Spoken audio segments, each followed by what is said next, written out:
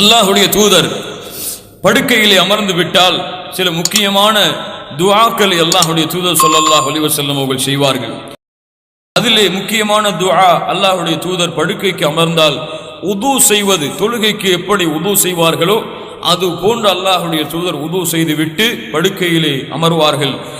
அமர்ந்தவுடன் சொல்லுவார்கள், அல்ஹம்துலில்லாஹி அல்லதி அத்அமனா வஸகானா வகஃபானா வஆவானா ஃபகம் மிம்மன் லா காஃபிய லஹ் வலா முஅவிய. யா அல்லாஹ், இன்று எனக்கு உணவை கொடுத்தாயே அல்ஹம்துலில்லாஹ், எனக்கு நீ பானத்தை அளித்தாயே அல்ஹம்துலில்லாஹ், எனக்கு பாதுகாப்பை, எனக்கு தங்கக்கூடிய இடத்தை கொடுத்தாயே அல்ஹம்துலில்லாஹ். உலகத்திலே எத்தனையோ மக்கள் உணவில்லாமல் பாதுகாப்பு அளிக்கக்கூடிய இடமில்லாமல் வாழும் பொழுது எனக்கு நீ இதை கொடுத்தாயே என்று அல்லாஹ்வுடைய தூதர் ஸல்லல்லாஹு அலைஹி வஸல்லம் அல்லாஹ்வை புகழ்வார்கள். யா அல்லாஹ், இந்த துஆவெல்லாம் நமக்கு பொருள் உணைந்து தெரிந்து இரவில் தூங்கும் பொழுது நாம் இதை ஓதி தூங்கினோம் என்றால் அல்லாஹ்வுடைய நினைவில்லாமல் தூங்குவோமா அல்லது அல்லாஹ்வுடைய நினைவில்லாமல் எழுந்திருப்போமா? யோசித்து பாருங்கள். அல்லாஹ்வுடைய தூதர் ஸல்லல்லாஹு அலைஹி வஸல்லம் அவர்கள் படுக்கையில் உட்கார்ந்து இன்னும் பல துஆக்களை செய்வார்கள். செய்து முடித்ததற்கு பிறகு அல்லாஹ்வுடைய தூதர் ஸல்லல்லாஹு அலைஹி வஸல்லம் தன்னுடைய வலது கன்னத்தின் மீது கைகளை வைத்துக் கொண்டு சாய்ந்து படுத்து, அல்லாஹும்ம கினி அதாபக யௌம தபஅது இபாதக, இந்த துஆவை கடைசியாக அல்லாஹ்வுடைய தூதர் ஓதுவார்கள். இதற்கு பிறகு அல்லாஹ்வுடைய தூதர் பேச மாட்டார்கள். என்ன துஆ என்றால், அல்லாஹும்ம கினி அதாபக், யா அல்லாஹ், ஒரு நபி கேட்கிறார்கள், ஒரு ரசூல் கேட்கிறார்கள், ஒரு ஹபீப் கேட்கிறார்கள், அல்லாஹ்வுடைய நேசர் கேட்கிறார்கள், யா அல்லாஹ், உன்னுடைய தண்டனையை விட்டு என்னை பாதுகாத்து விடு, நல்ல மனிதர்களோடு என்னை கொண்டு போய் சேர்த்து விடு. இரவில் அல்லாஹ்வுடைய தூதர் சொல்லக்கூடிய கடைசி துஆ, யா அல்லாஹ், என்னை உன்னுடைய வேதனையிலிருந்து பாதுகாரு, உன்னுடைய அடியார்களோடு என்னை எழுப்பிவிடு, ஒன்று கூட்டிவிடு. அல்லாஹ்வுடைய தூதர் மேலும் சொல்லுவார்கள், இந்த துஆவிற்கு முன்னதாக, யா அல்லாஹ், இந்த இரவிலே என்னுடைய உயிரை நீ கைப்பற்றி விட்டால் அதன் மீது நீ இரக்கம் காட்டு, அதை விட்டுவிட்டால் நல்ல சாலிஹீன்களான மக்களோடு என்னை கொண்டு போய் சேர்த்துவிடு.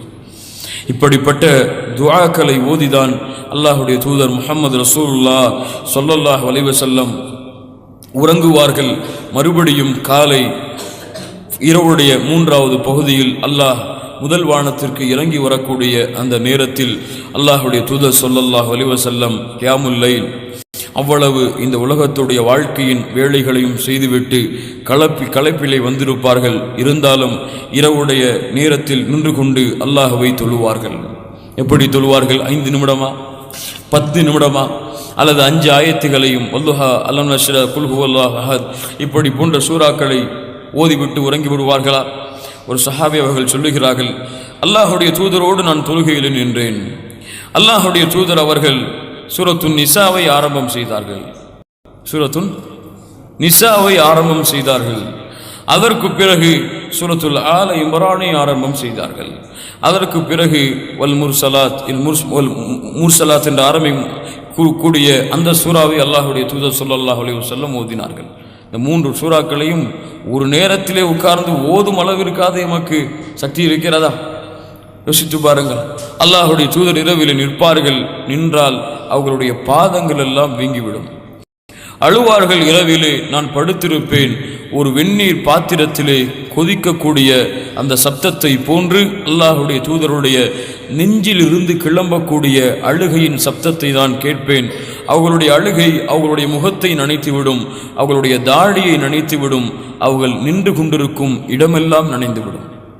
நான் கேட்பேன், நானும் கேட்டேன், பிலால் அவர்களும் கேட்டார்கள், அல்லாஹ்வுடைய தூதரே, ஏன் இப்படி அழுகிறீர்கள்?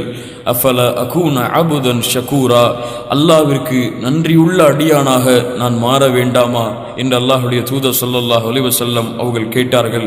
மறுபடியும் மறுநாள் காலையுடைய வழக்கத்தை போன்று அல்லாஹ்வுடைய தூதருடைய வாழ்க்கை அமைந்துவிடும். அல்லாஹ்வுடைய தூதரோடு ஒரு நாள், கண்ணியத்துக்குரியவர்களை கொஞ்சம் யோசித்து பாருங்கள். இப்படி ஒரு மனிதர் இந்த பூமியிலே வாழ முடியுமா? இப்படி ஒரு தலைவர் இந்த பூமியிலே இருக்க முடியுமா?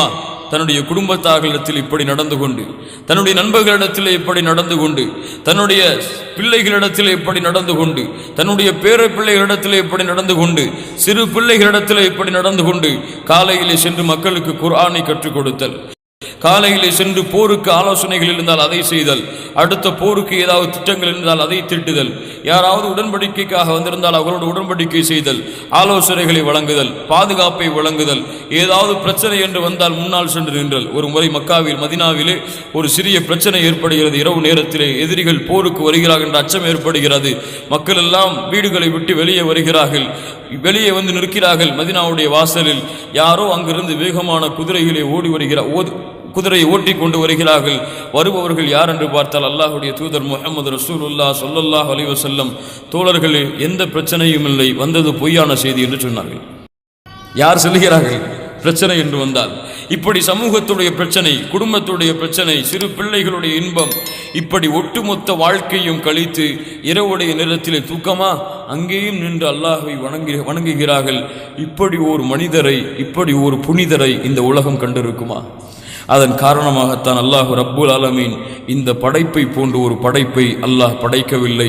உலக படைப்புகளில் அல்லாஹ்விடத்திலே நெருக்கமான விரும்பத்தக்க படைப்பு என்று அல்லாஹுடைய தூதர் முஹம்மது ரசூலுல்லாஹ் ஸல்லல்லாஹு அலைஹி வஸல்லமை போன்று ஒரு படைப்பில்லை. கண்ணியத்துக்குரியவர்களே, இவ்வளவு அழகான, இவ்வளவு அருமையான, இவ்வளவு அன்போடும் பாசத்தோடும் இந்த பூமியிலே உலகத்தின் மக்களுடைய உள்ளங்களை எல்லாம் வென்ற ஒரு தலைவரை அல்லாஹ் ரப்புல் ஆலமீன் எமக்கு நபியாக அல்லாஹ் அனுப்பி அந்த நபியுடைய சமூகத்தில் எமக்கும் அல்லாஹ் ரப்புல் ஆலமீன் வாழ்வதற்கு அருள் செய்திருக்கின்றானே, அல்லாஹ்விற்கு நன்றி செலுத்துங்கள். இந்த தூதரை அஷ்ஹது அன்ன முஹம்மது ரசூலுல்லாஹ் என்று சாட்சி கொடுப்பது மட்டும் எமக்கு கடமை அல்ல. அந்த தூதருடைய முழு வாழ்க்கையையும் எம்முடைய வாழ்க்கையாக்கி என் பிள்ளைகளுக்கும், என்னுடைய மனைவிமார்களுக்கும், என்னுடைய ஊருக்கும், என்னுடைய நாட்டிற்கும் இந்த அல்லாஹுடைய தூதருடைய வழிமுறைகளை எடுத்து சொல்லி செயல்படுத்த வைப்பதுதான் முஹம்மது ரசூல் ஸல்லல்லாஹு அலைஹி வஸல்லம் அவர்களை பின்பற்றக்கூடிய ஒவ்வொரு மூமினுக்கும் கடமை என்பதை எனக்கும் உங்களுக்கும் அறிவுரையாக்கிக் கொள்கின்றேன். அல்லாஹுடைய தூதர் ஸல்லல்லாஹு அலைஹி வஸல்லம் சொன்னார்கள், பல்லிகு அன்னி வலவ் ஆயா, என்னிடத்திலிருந்து ஒரு செய்தியை நீங்கள் கேட்டாலும் எடுத்து வையுங்கள். தோழர்களே, மறுமையில் சில நபிமார்கள் ஒரு மனிதரோடு வருவார்கள், சில நபிமார்கள் தனியாக வருவார்கள். அந்த நேரத்திலே எண்ணிக்கையில் அதிகமாக நீங்கள் என்னை சந்திக்காமல் என்னை நீங்கள் கேவலப்படுத்தி விடாதீர்கள். நான் என்னுடைய சகோதரர்களை பார்ப்பதிலே ஆர்வம் கொண்டிருக்கின்றேன் என்று அல்லாஹுடைய தூதர் சொன்னார்கள். அல்லாஹுடைய தூதரே, நாங்கள் உங்களுடைய சகோதரர்கள் அல்லையா? சஹாபாக்களை பார்த்து அல்லாஹுடைய தூதர் சொன்னார்கள், நீங்கள் என்னுடைய தோழர்கள், என்னை பார்க்காமல் என்னை ஏற்றுக்கொண்டு வருவார்களே அவர்கள்தான் என்னுடைய சகோதரர்கள். அவர்களை நான் எப்படி அடையாளம் கொண்டு அல்லாஹுடைய தூதரிடத்திலே கேட்டார்கள், எப்படி உங்களுக்கு பின்னால் வருபவர்களை அடையாளம் கண்டுகொள்வீர்கள்? ஹவுலுல் கௌசரில் நான் இருக்கும் பொழுது நாளை மறுமையிலே என்னுடைய சமூகம், என்னை பின்பற்றிய மக்கள் நாளை மறுமையிலே என்னிடத்திலே வருவார்கள். அவர்களுடைய முகங்கள் எல்லாம் உது செய்த அடையாளங்களோடு, சுஜூதுடைய அடையாளங்களோடு மினுங்கிக் கொண்டிருக்கும். அதை கொண்டு என்னுடைய சமூகத்தை நான் அடையாளம் கண்டுகொள்ளுவேன். அவர்கள்தான் என்னுடைய தோழர்கள். அவர்களை சந்திக்க நான் ஆசைப்படுகின்றேன். அல்லாஹுடைய தூதர் முஹம்மது ரசூலுல்லாஹ் ஸல்லல்லாஹு அலைஹி வஸல்லம் சொன்னார்கள், கண்ணியத்துக்குரியவர்களே, அந்த தூதரோடு நாளை மறுமையிலே வாழ வேண்டும் என்றால், அந்த சொர்க்கத்திலே அல்லாஹுடைய தூதர் முஹம்மது ரசூலுல்லாஹ் ஸல்லல்லாஹு அலைஹி வஸல்லமோடு இருக்க வேண்டும் என்றால் வெறும் துஆவை கொண்டு மட்டும் அந்த பாக்கியத்தை எம்மால் அடைய முடியாது. அல்லாஹுடைய தூதரை எம்முடைய வாழ்க்கையாக்காமல், லகத் கான லக்கும் ஃபீ ரசூலில்லாஹி உஸ்வத்துன் ஹஸனா, நான் சொன்னதெல்லாம் சில ஹதீஸுகள் தான்.